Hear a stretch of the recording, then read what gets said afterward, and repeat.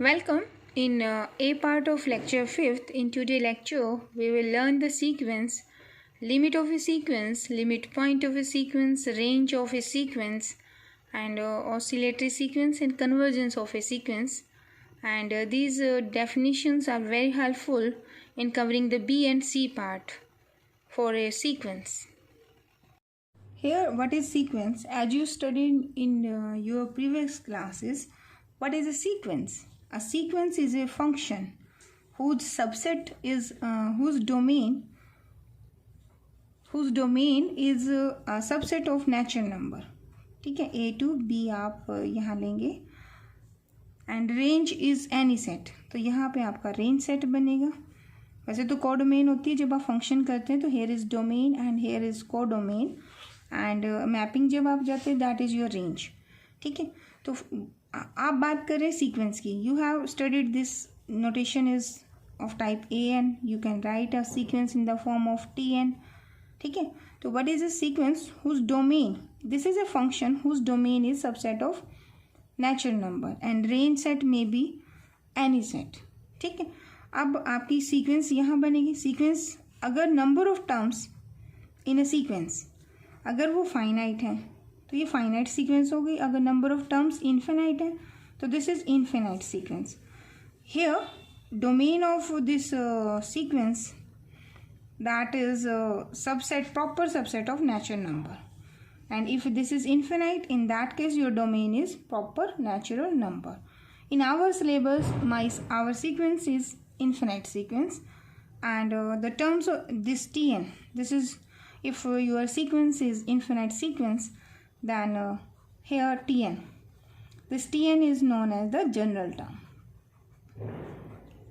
ठीक है, अपने सिलेबस में जो हम थ्योरम के प्रूफ करेंगे there is infinite sequence. Then there is a real sequence.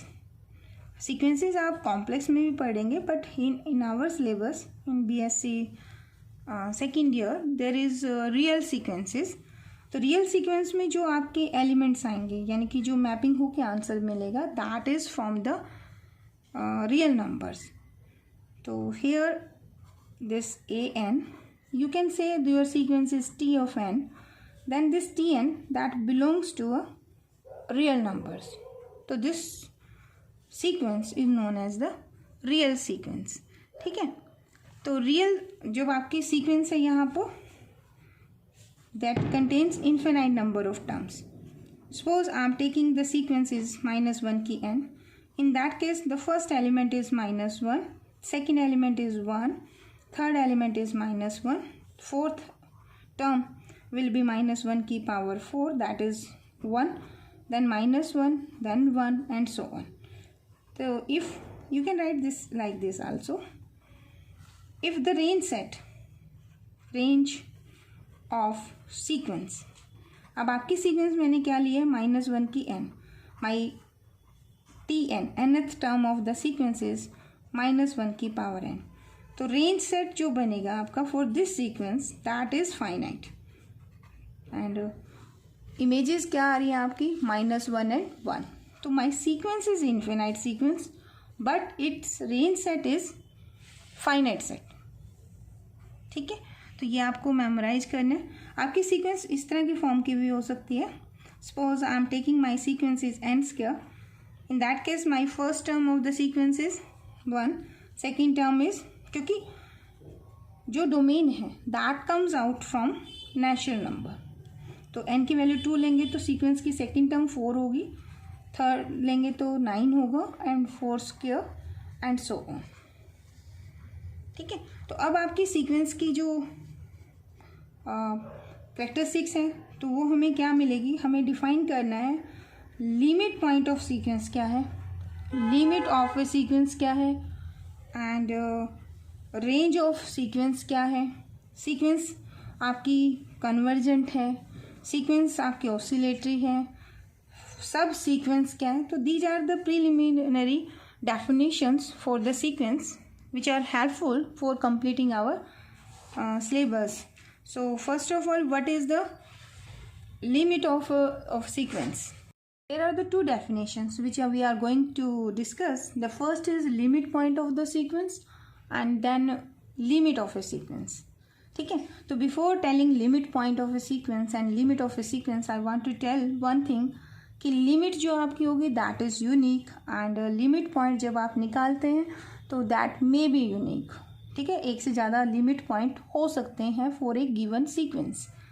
So what is limit point, तो ये थोड़ा रिजेंबल करेगा आपका जो सेट का लिमिट पॉइंट जो आपने 4th लेक्चर में किया।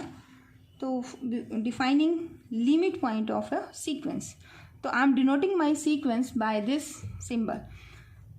First term of the sequence is T1, second term is T2 and third term is T3। ठीक है, आई एम सेइंग कि limit point of this sequence is L।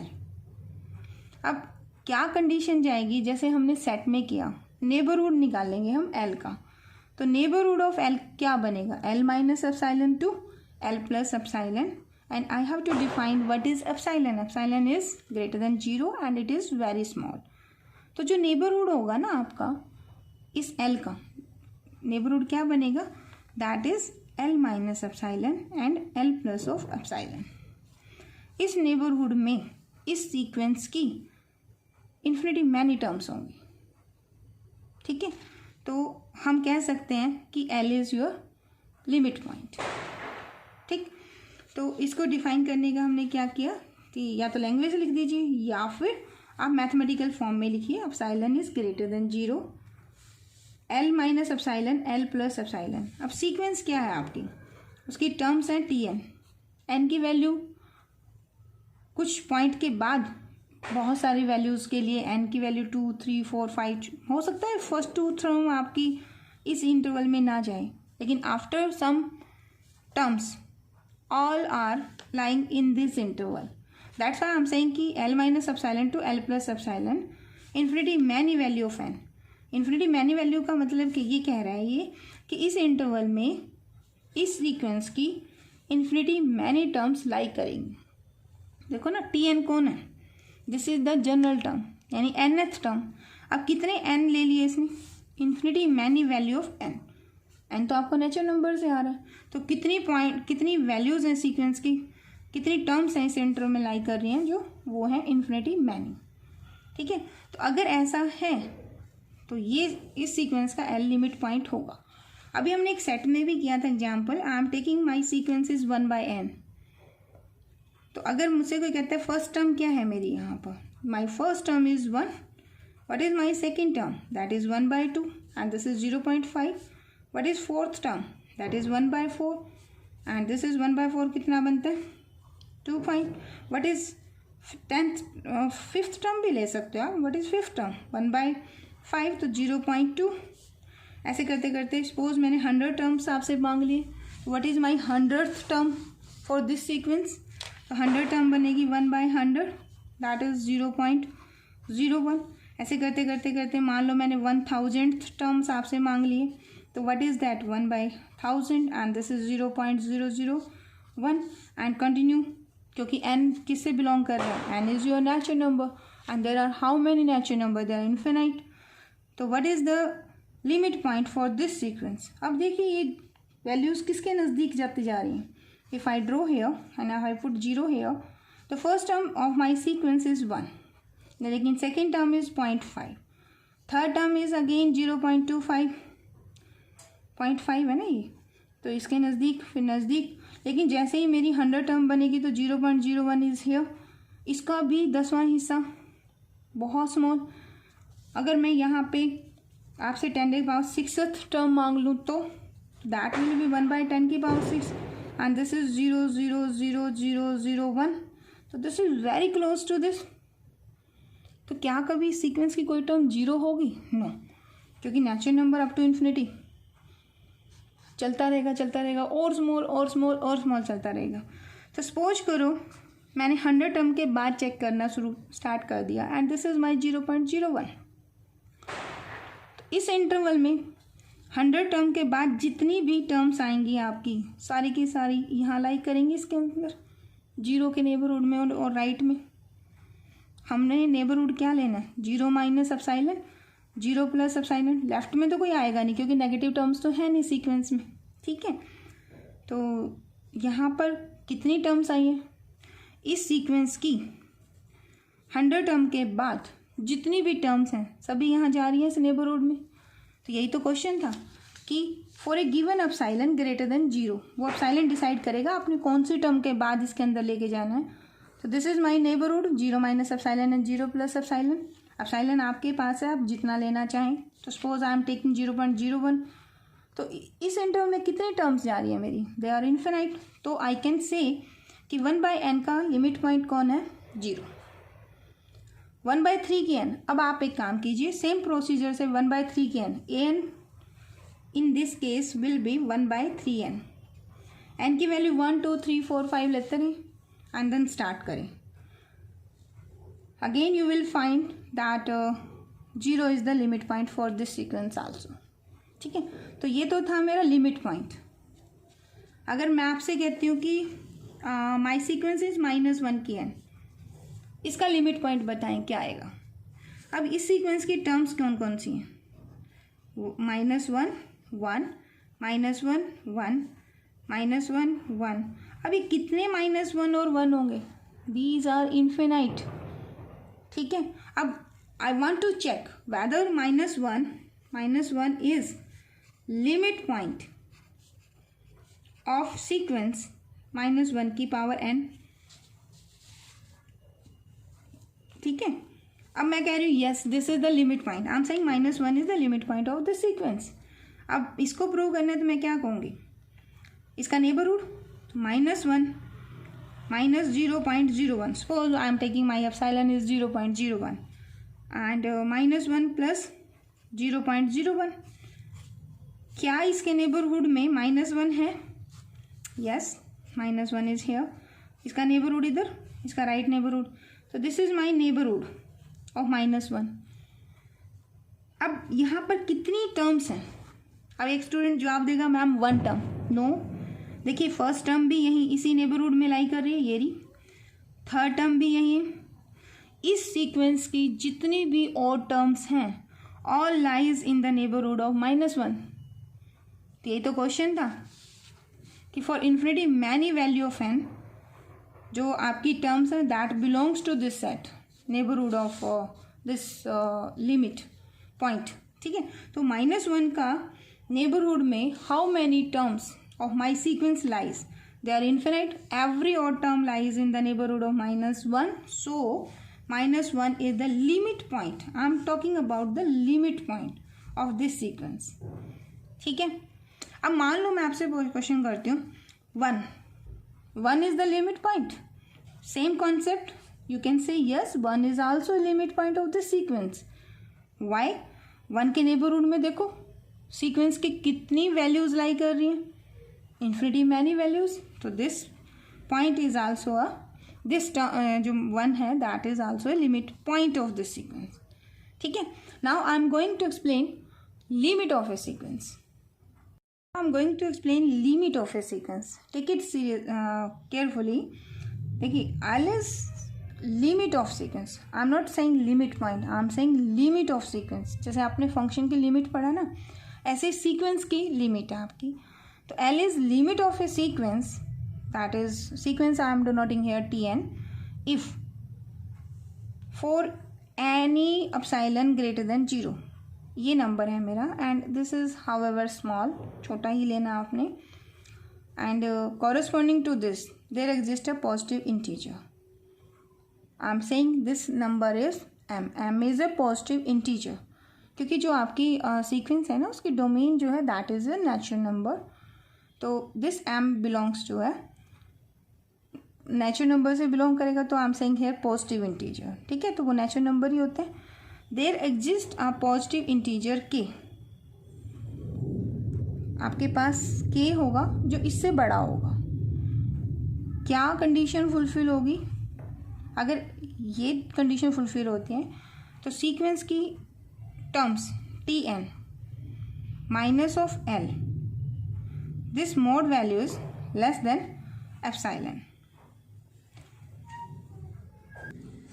तो ये कंडीशन है यहाँ पर। देखो n हमने जनरल कह दिया, यहाँ मैं कह रही हूँ कि कुछ k पॉजिटिव इंटीजर है। अब इस k का m के साथ क्या कनेक्शन होगा,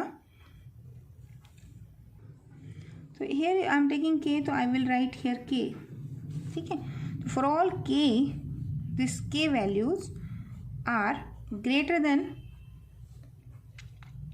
equal to m. मतलब m जितनी टर्म्स हमने कही है ना, उससे या तो बराबर होगी या उससे ग्रेटर होंगी. तो इन दोनों का जो डिफरेंस होगा दैट इज़ वेरी स्मॉल. क्या मीनिंग है इसका? देखिए, अभी आपने एक सीक्वेंस की थी. Suppose I am taking 1/k and अगर इसकी पहली टर्म आपसे पूछी जाए तो that is 1. Second term of the sequence is 1/2. Third term is 1/3. 1 मान लो 20, फिर 1 सो ऑन, बीच में बहुत सारी टर्म्स आएंगे यहाँ पर. Then 150 and so on. अगर आप इसे ऑब्जर्व करें तो 1 is very far from 0. Half is also very far from this 1. But if I said कि m जो है that is 100, up to 100 term far from 0 है, लेकिन 100 के बाद 100th टर्म एंड इसके बाद की जितनी भी टर्म्स हैं, अब 100 के बाद कौन सी होगी? 101, 102, 103, 150, 1000. अगर उन दोनों का डिफरेंस यहाँ लेंगे, suppose I am taking 1000th term, तो 1000th term for this sequence will be 1/1000 and 1/1000 कितना होता है? 0.001. ठीक है, and limit is what I am saying, this is 0. Mode value of this 1000th term, that is 0.001 minus 0. This value, if I am taking epsilon is 0.1, 0.01 भी ले लो, तो this number is less than this one. True जा रहा है ना. आप इसके बाद कोई भी टर्म उठाओ तो हो सकता है पहली 1, 2, 3 टर्म जो है वो इस पैटर्न को फॉलो ना करें. तो उसके लिए हमने क्या डिफाइन कर दिया? I said here m terms. m integer positive define कर दिया. तो tm तक टर्म जो है उससे कम, tm-1, 1 से लेके 1 to m-1th terms not satisfy this conditions, but after m and m+1th term and so on all follow this condition. In that case you can say L is your limit. देखिए, अभी हमने एक example भी किया था. I gave you a sequence -1 की power n and I said its range set is -1 and 1. This is my range set. ये भी हमने आज ही किया. And the limit point of not the limit point of this sequence, points आएंगे इसके of this sequence are -1 and 1. ये भी आप कर चुके हो. ठीक है. Now I want to check limit exist or not. I am talking about limit. तो for this question लिमिट के लिए क्या होना चाहिए? जिसको भी आप लिमिट डिफाइन कर रहे हैं, ठीक है, सीक्वेंस की kth term and this limit, इन दोनों का जो डिफरेंस है वो बहुत स्मॉल होना चाहिए. ठीक है. For what value of k is greater than equal to m. m is your 1 से लेके जो टर्म्स हैं up to m-1th term.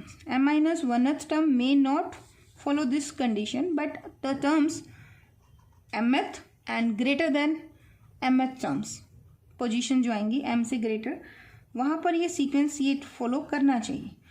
In this question there does not exist any limit which satisfy this condition, because जो sequence है आपकी, उनकी जो terms हैं दे आर, अगर आई plot this sequence on the number line, so this is 0 and this point is 1, this is -1. So on this point every term is there, every term is here, even terms here, odd term here. तो इसका neighbourhood में तो जाएगा ही नहीं कुछ. ठीक है ना.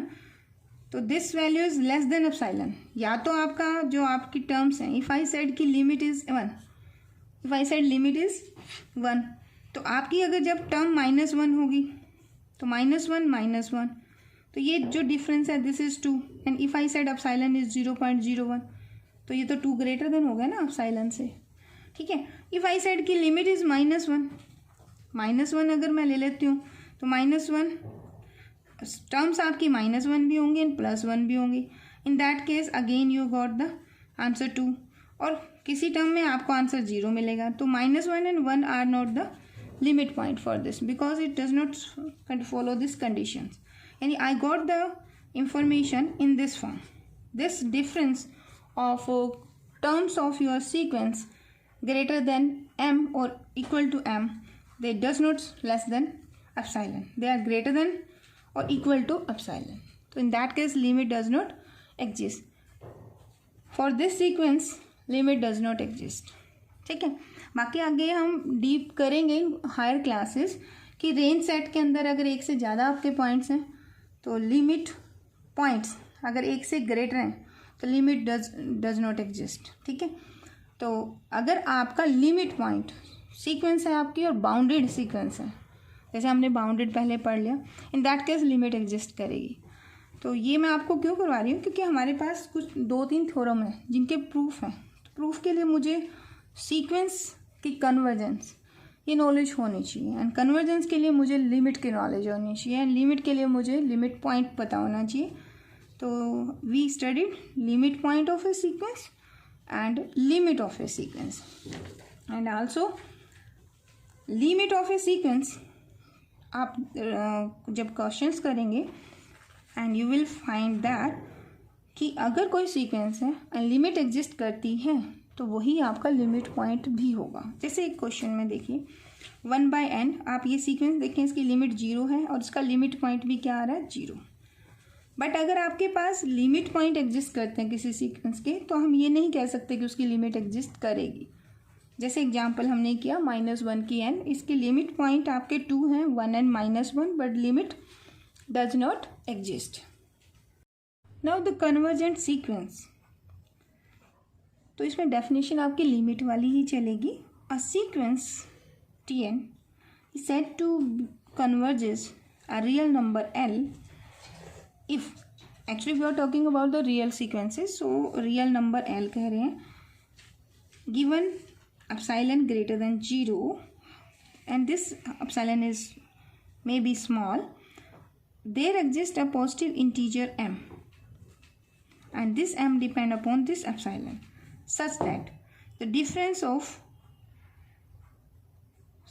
some terms after m-1, यानी कि mth टर्म और m से ग्रेटर जितनी भी टर्म्स बनेगी उन टर्म्स के लिए difference of this limit is very small, that is Tn minus L mod values less than epsilon. In that case we said कि the sequence is a convergent sequence and we are taking the real sequences, so my real sequence is convergent. As I take the example of 1/n and when I plot here 0 is the my limit of my sequence, so after 4-5 terms all the sequence move towards, जैसे जैसे terms बढ़ेंगी your sequence values they are moving towards 0. अगर ऐसा pattern follow हो रहा है तो your sequence is convergent. ठीक है. तो जैसे आप कोई एग्जांपल ले लीजिए, in place of 1/n if you take 1/n square, so what is my first term here, that is 1. What is second term of 1/n square, that is 1/2 का square, that is 4. What is third term 1/3 का square, 1/9. अगर आप इन्हें draw करें on the number line तो you will find first term is 1 but the second term is fourth part of this one, so this is here, इतना jump कर जाएगी. Next term is 1/9, 0 point, वो तो बहुत स्मॉल हो जाएगा. ऐसे करते करते अगर आप मान लो 100 टर्म देख रहे हैं तो 100 का स्क्वायर, आप 10 का स्क्वायर ले लीजिए. 10th टर्म क्या होगा, 10th term will be 0.01 and that is again very close to 0 and you are moving next to next terms, your terms converging towards a 0. ठीक है. तो इस लैंग्वेज को मैथमेटिकली कह देते हैं कि आफ्टर सम टर्म्स, जैसे यहाँ पे 2 टर्म्स छोड़ दीजिए, ज़्यादा करें आप 4 टर्म को छोड़ दीजिए. After 4 term the next terms are moving towards 0. So the difference of fourth and onward terms here is very small. तो यहाँ m की वैल्यू क्या हो जाएगी 4 हो जाएगी. ठीक है, तो तीसरी टर्म तक थर्ड टर्म तक पैटर्न जो है वो 1/4 इज 0.01 के कंपैरेटिव तो काफ़ी बड़ा है, 0.25 है ना. ठीक है, तो this is the convergent sequence. और हम इसे लिखते कैसे हैं, limit n tend to infinity tn that is value L, या Tn converges towards L when n tend to infinity. When n is very large, your Tn converges to L. So limit in this case also 0, in this case also 0. As definition suggested कि अगर आपकी limit of a sequence, if it exists, then the sequence is convergent sequence. We also studied the example -1 की n. And here the first term is -1, the second term is 1, third term is -1, fourth term is 1, fifth term is -1, sixth term is 1. तो here all the terms are not moving towards one number. देखिए अगर if I draw this, my first term here is -1, but second term is not moving towards the neighborhood of -1. It is jumping on the 1. Then next term jump here, third term is -1. Fourth term here, fifth term again here, sixth term here. They are not moving continuously towards a single number, but they are oscillating between 1 and -1. So this type of sequence where the number, the terms are jumping from one to another points, that is known as oscillating sequence. Let us take one more example. If I said my sequence first term is 1, second is 2, third is 3, fourth is 1, fifth is 2, and this, and repeating again 1 2 3 1 2 3 1 2 3 1 2 3 again and again and again. In that case, limit point for this sequence, अगर आपकी इसकी range set की बात करें, range set of my this sequence that is equal to 1 2 and 3, that is finite. And what are the limit point? Limit points are 1 2 3. Limit for this sequence does not exist, and this is not oscillating, this is not convergent, this is oscillating sequence. Again, if you take your sequence is this type, here my nth term is 1 plus -1 की power n. If I said what is the first term, if I put n equal to 1, this gives me 0. If n equal to 2, I got 2. n equal to 3, this gives 0. n is equal to 4, 2. So this sequence is also oscillating sequence, and oscillate भी कैसा करेगा ये, finitely. ये भी oscillate तो है, but oscillate भी finitely है. This is also oscillating but oscillating finitely. Here देखिए n is equal to 1, n is equal to 2, n is equal to 3. So this gives n equal to 1, -1, n is equal to 2, positive, then n is equal to 3, so -3, n is equal to 4, so this gives +4, and so on. Here is, this is not convergent, this is oscillating, -1 -2 -3. ठीक है, and oscillate भी infinite होगा. ठीक, then divergent, if limit I took and this is infinite, so this is divergent sequence. These are the example of all the divergent sequence. ठीक है, then there is a subsequence. We will study these in the next lecture. Thank you so much for watching.